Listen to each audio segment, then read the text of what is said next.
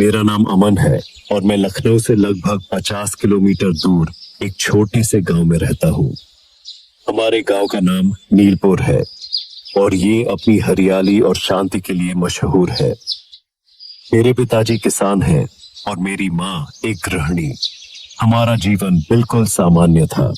सुबह उठना, खेतों में जाना, शाम को घर लौटकर परिवार के साथ समय बिताना।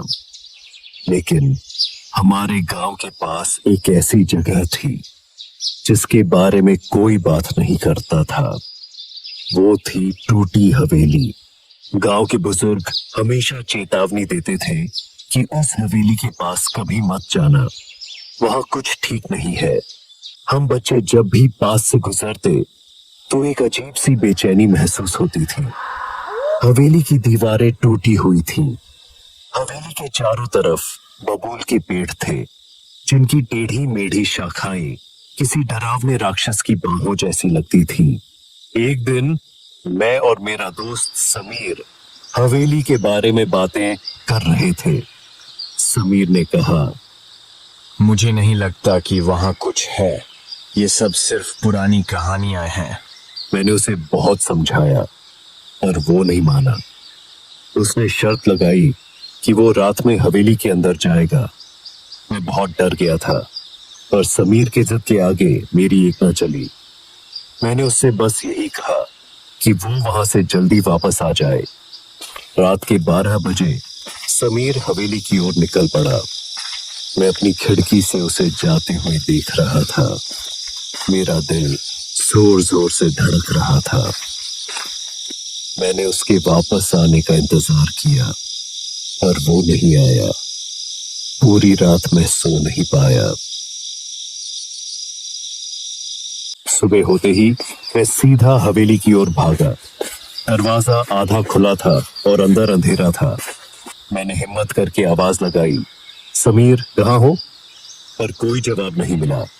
जैसे ही मैं अंदर गया, एक अजीब सी ठंडी हवा मेरे शरीर से टकराई। हवेली के अंदर एक अजीब सी बदबू थी और धूल की मोटी परत हर जगह जमी हुई थी।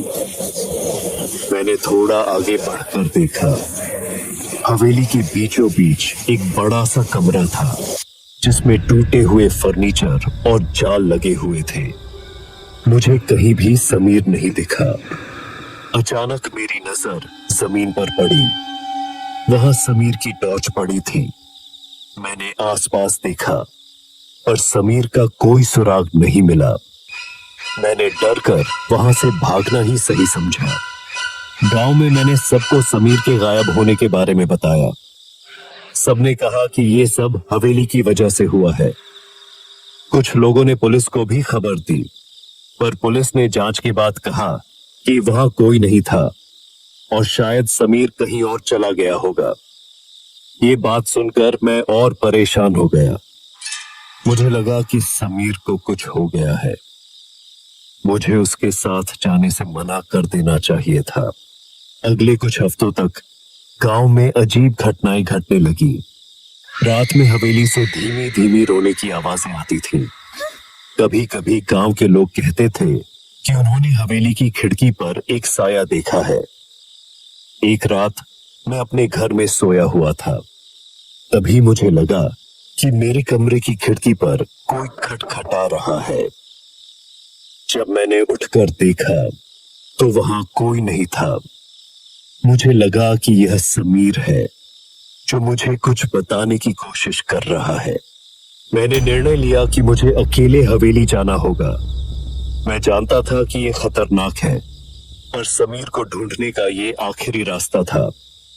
एक रात मैंने हिम्मत जुटाई और हवेली की ओर चल पड़ा। चांदनी रात थी और हवेली की काली परछाई और भी भयानक लग रही थी। इस बार मैं सीधा हवेली के अंदर चला गया। चारों तरफ खामोशी थी सिवाय मेरे कदमों की आवाज के।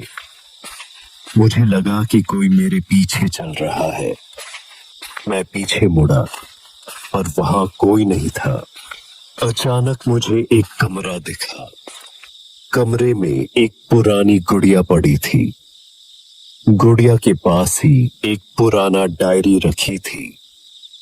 डायरी के पहले पन्ने पर लिखा था, ये हवेली मेरी है, यहां कोई नहीं आ सकता।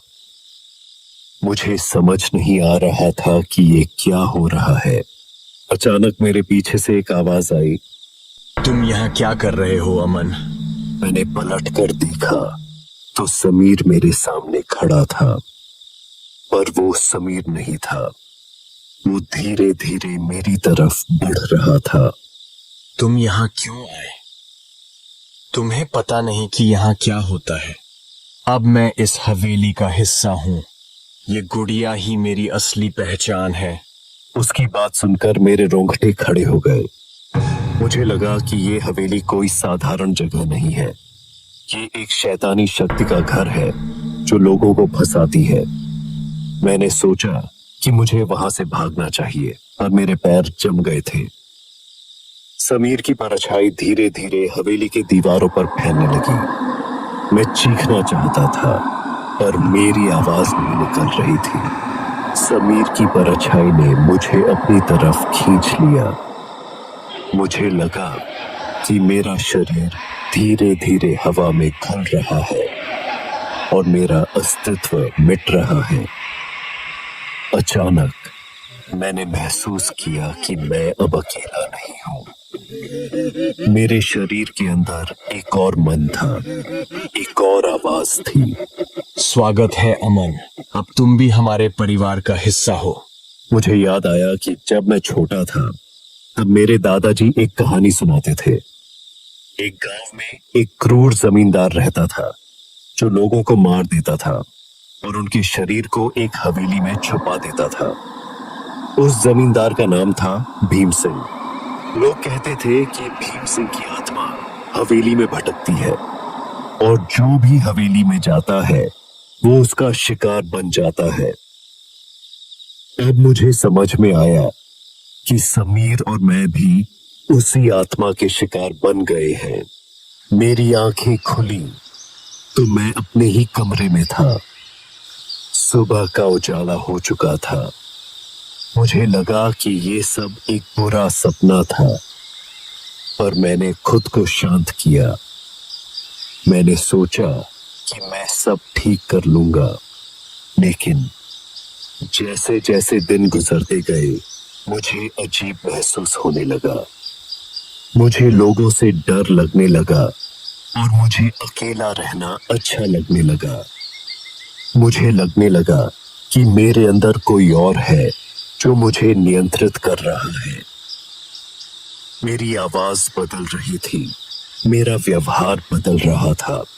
एक दिन मैं अपने गांव के एक बच्चे को देख रहा था। उसके चेहरे पर एक मासूम सी मुस्कान थी, बिल्कुल वैसी ही जैसी समीर के चेहरे पर थी जब वो हवेली की ओर गया था।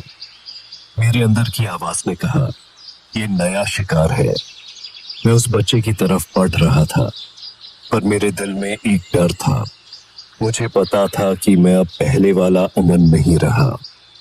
मैं भीम सिंह की आत्मा के अधीन हो गया था।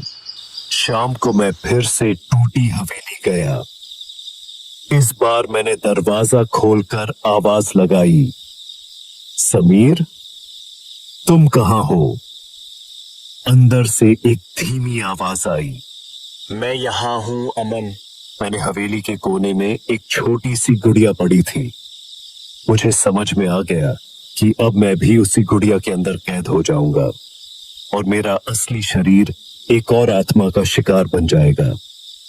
मैं डर से कांपने लगा। अगली सुबह गांव के लोगों ने मुझे हवेली के पास देखा। मैं वहां खड़ा था।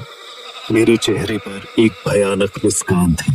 गांव के लोगों ने मुझे समझा कि मैं पागल हो गया हूं। मैं अब भी उसी टूटी हवेली में हूं जहां मैं अपने शिकार का इंतजार कर रहा हूं।